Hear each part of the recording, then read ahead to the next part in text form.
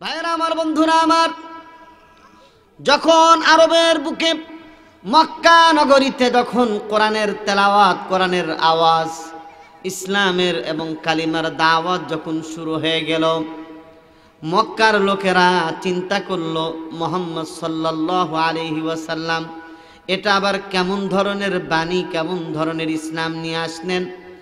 এমন মধুর বাণী আল্লাহর নবী মুহাম্মাদুর রাসূলুল্লাহ সাল্লাল্লাহু আলাইহি ওয়াসাল্লাম নিয়ে আসলেন। বসে এই মুহাম্মদ সাল্লাল্লাহু আলাইহি ওয়াসাল্লামের বাণী যারাই শুনতো, এই ওহির জ্ঞান, ওহির আলো, এবং এই ওহি যখনই কারো কানের মধ্যে যাইতো, বলতো সেই বান্দা আল্লাহ তাআলার পাগল পারা হয়ে যেত, ইসলামের জন্য নিবেদিত প্রাণ হয়ে যেত যখন কোরআনের তেলাওয়াত হতো।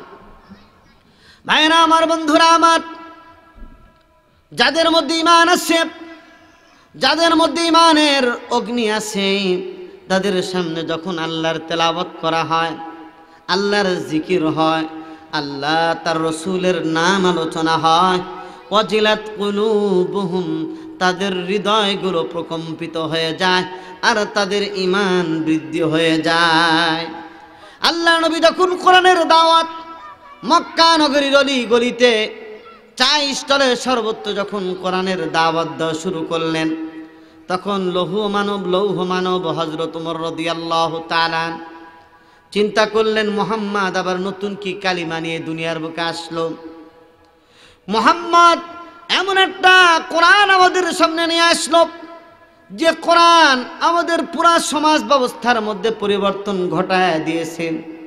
বন্ধুরা আমার, আজকে যেরকম আলেমন আমাদেরকে জঙ্গি বলা হয়, আলেমন আমাদেরকে কেউ কেউ সন্ত্রাসী বলে, বন্ধুরা আমার, ওই সময় আবু জাহালরাও আল্লাহর নবীকে এরকম ভাবে জঙ্গি, আল্লাহর নবীকে বিশৃঙ্খলাকারী তারা বানিয়েছিল, ঠিক কিনা বলেন? ওমর বলল, মুহাম্মদ সাল্লাল্লাহু আলাইহি ওয়াসাল্লাম এ কোরআন এবং ইসলাম নিয়েছে আমাদের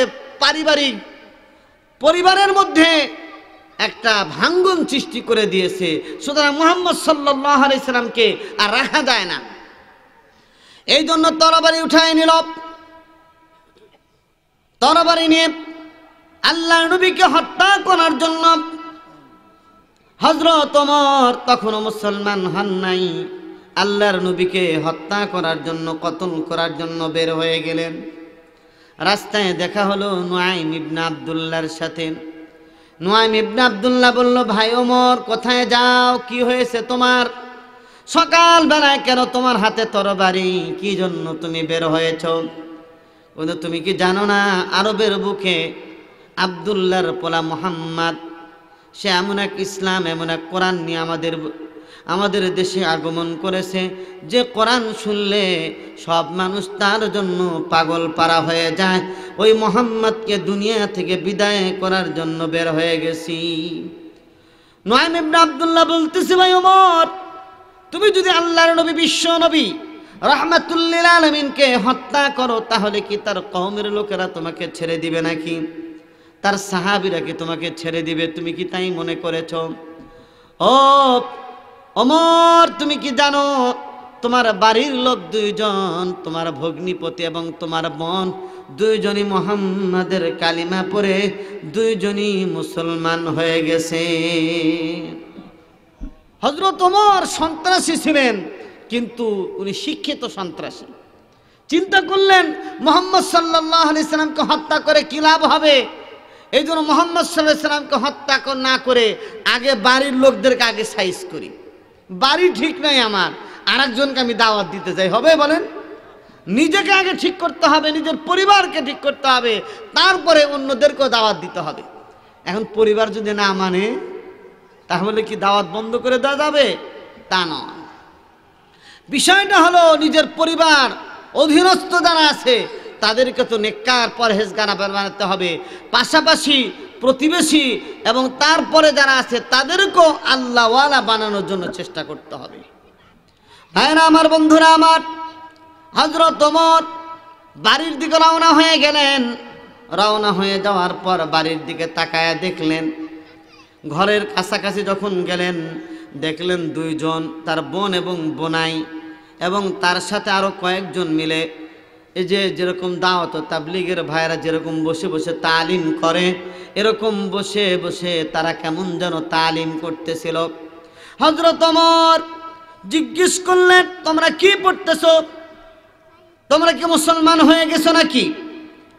এই বলে হযরত ওমর তার বোন ফাতেমার উপর টর্চার করা শুরু করে দিল, প্রহার করা শুরু করে দিল। এক পর্যায়ে তার ভগ্নিপতি সাঈদ ইবনে যায়েদ তার উপরও আক্রমণ করার জন্য উদ্যত হলো। সাঈদ ইবনে যায়েদ বলতেছে, ভাই ওমর, এমন এক কালিমা, এমন এক ইসলাম, এমন এক কালিমার দাওয়াত আমরা পেয়েছি, আমাদেরকে যদি মেরে ফেলো, হত্যা করে ফেলো, তারপরেও আমরা সেই ইসলাম ছাড়ব না। আমরা এমনভাবে ইসলামের প্রতি ভক্ত হয়ে গেছি, সুতরাং ইসলাম থেকে আমরা দূরে সরে যাব না। ভাইরা আমার, বন্ধুরা আমার, হযরত ওমর বলল, তাহলে তোমরা যা তেলাওয়াত করতেছিলে সেটা আমাকে দাও। হযরত ওমরকে বলা হলো, আমরা যা তেলাওয়াত করতেছি এটা ওযু ছাড়া ধরা যায় না, এটা গোসল ছাড়া পড়া যায় না। হযরত ওমর গোসল করে আসলেন, তার সামনে সূরা তাহা তেলাওয়াত করা হলো। তাহা মা আনজালনা আলাইকাল কুরআনা লিতাশকা ইল্লা তাযকিরাতান লিমান ইয়াখশা তানজিলাম মিম্মান খালাকাল আরদা ওয়াস সামাওয়াতিল উলা। এভাবে হযরত ওমরের সামনে যখন সূরা তাহার তেলাওয়াতগুলো করা হচ্ছিল, ইলমে ওহীর আকর্ষণে, ইলমে ওহীর প্রত্যেকটা হরফ আর কোরআনের আয়াত তার অন্তরের মধ্যে এমনভাবে বদ্ধমূল হচ্ছিল, এমনভাবে আঘাত করছিল, তার অন্তরের মধ্যে কুফর এবং শিরকের যে প্রভাব অন্ধকার ছিল, কোরআনে কারীমের তেলাওয়াতের দ্বারা তার অন্ধকারটা দূর হয়ে গেল। হযরত ওমর বলল, আমি তো বহু কিতাব পড়েছি, বহু উপন্যাস পড়েছি, বহু এরকমভাবে যত কিতাব আছে দুনিয়ার অনেক কিতাব পড়েছি, কিন্তু আজকে তোমাদের জবান থেকে যে কালিমা শুনলাম, তোমাদের জবান থেকে যে মধুর বাণী শুনলাম, আমার মন বলে এটা কোনো মুহাম্মদ সাল্লাল্লাহু আলাইহি ওয়াসাল্লামের বানানো নয়, দুনিয়ার কারো বানানো নয়, এটা সরাসরি আমার আল্লাহ রাব্বুল আলামিনের তরফ থেকে নাজিল হয়েছে। সুতরাং চলো, যে মুহাম্মদ সাল্লাল্লাহু আলাইহি ওয়াসাল্লাম এত সুন্দর ইসলামের দাওয়াত দেয়, সে মুহাম্মদ সাল্লাল্লাহু আলাইহি ওয়াসাল্লামের কাছে নিয়ে চলো আমাকে। ভাইরা আমার, বন্ধুরা আমার, হযরত ওমর রাদিয়াল্লাহু তাআলা আল্লাহর নবীর কাছে গেলেন। নবীর পরশে হযরত ওমরের মধ্যে পরিবর্তন লক্ষ্য হলো। হযরত ওমর তরবারিটা রাসূলের পায়ের নিচে রেখে দিলেন। রেখে দিয়ে আল্লাহর নবীকে কয়েকটা সওয়াল করলেন, কয়েকটা প্রশ্ন করলেন। এক নম্বর প্রশ্ন করলো, ওগো মুহাম্মদ সাল্লাল্লাহু আলাইহি ওয়াসাল্লাম, যে আপনি যে ইসলামের দাওয়াত দেন, এই ইসলামটা সত্য কিনা? আপনি যে কোরআনের দাওয়াত দেন, ওহীর দাওয়াত দেন, এই ওহীর দাওয়াতের সত্য কিনা? আপনি কি আল্লাহর রাসূল কিনা? এবং আপনার কালিমা, এই কালিমাটা সত্য কিনা? আল্লাহর নবী বললেন, আমিও সত্য, কোরআনও সত্য, ইসলামও সত্য, কালিমাও সত্য, সুতরাং এর মধ্যে সন্দেহের কোনো অবকাশ নাই। হযরত ওমর বললেন, এতগুলো কথা যদি সত্য হয় তাহলে আমাকে পড়ায়া দেন, লা ইলাহা ইল্লাল্লাহু মুহাম্মাদুর রাসূলুল্লাহ। আল্লাহ রাসূলের হাতে হাত রেখে হযরত ওমর রাদিয়াল্লাহু তাআলা আনহু মুসলমান হয়ে গেলেন। চিৎকার করে বলেন সুবহানাল্লাহ। আজি বুঝি কেন বলেছিলেন শেষ পয়গম্বর, আমার পরে নবী হতো যদি কেউ, হতো সে এক ওমর। ঠিক কিনা বলেন? আল্লাহর নবী বলছেন, লাউ কানা বাদি নবিয়ুন লাকানা ওমর, আমার পরে যদি কেউ নবী হতো সে ওমর নবী হতো। সুবহানাল্লাহ। আল্লাহর নবী সাল্লাল্লাহু আলাইহি ওয়াসাল্লাম দুইজনের জন্য আল্লাহর কাছে দোয়া করতেন, আল্লাহ দুইজনকে মুসলমান বানায়া দাও। একজন হচ্ছে ওমর ইবনুল খাত্তাব, যার নাম বললাম, আর 2 নম্বর হচ্ছে আবুল হিকাম ইবনে হিশাম। বন্ধুরা আমার, এই দুইজনের জন্য আল্লাহর নবী দোয়া করতেন, আল্লাহুম্মা আইয়িদিল ইসলাম বি ওমর ইবনুল খাত্তাব আবিল হিকাম ইবনে হিশাম। আল্লাহ এই দুইজনের যে কোনো একজনের দ্বারা তুমি ইসলামকে শক্তিশালী করে দাও। কারণ ইসলামকে প্রতিষ্ঠিত করতে হলে ভালো ভালো মানুষ, শিক্ষিত মানুষ, সমাজপতি, রাষ্ট্রপতি যারা আছে তাদের দরকার আছে নাকি? আছে কিনা বলেন? তাদের দরকার আছে। তারা যদি ইসলামপন্থী হয়ে যায়, তারা ইসলামের পক্ষে যদি এসে যায়, তাহলে ইসলাম বেশি জয়যুক্ত হবে, বেশি লাভবান হবে, ঠিক কিনা বলেন? ভাইরা আমার, আল্লাহ নবীর দোয়া কবুল হয়ে গেছে হযরত ওমরের জন্য। ওমর বলল, ওগো আল্লাহর নবী, আপনি যে দাওয়াতটা দিলেন আমাকে, কালিমার দাওয়াত, হুবহু কালিমার দাওয়াতটাকে আমি মক্কা নগরীতে প্রচার করতে পারি কিনা? হ্যাঁ, অবশ্যই পারবা, তাওহীদের কথা বলতে পারবা।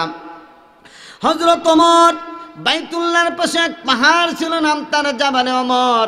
ওই পাহাড়ের ওপর উঠে গেলেন। উঠে যাওয়ার পর মক্কা নগরীদের লোকদেরকে লক্ষ্য করে বললেন, ও মক্কার মানুষেরা শোনো, এতদিন পর্যন্ত আমি ওমর মুসলমান ছিলাম না, কিন্তু আজকে থেকে আমি মুসলমান হয়ে গেছি। কেউ যদি চায় তার সন্তানকে এতিম বানাইতে, কেউ যদি চায় তার স্ত্রীকে বিধবা বানাইতে, কেউ যদি চায় আমার মোকাবেলা করতে, আমি মুসলমান হয়ে গেছি, সেজন্য আমার মোকাবেলা করার জন্য সে যায়।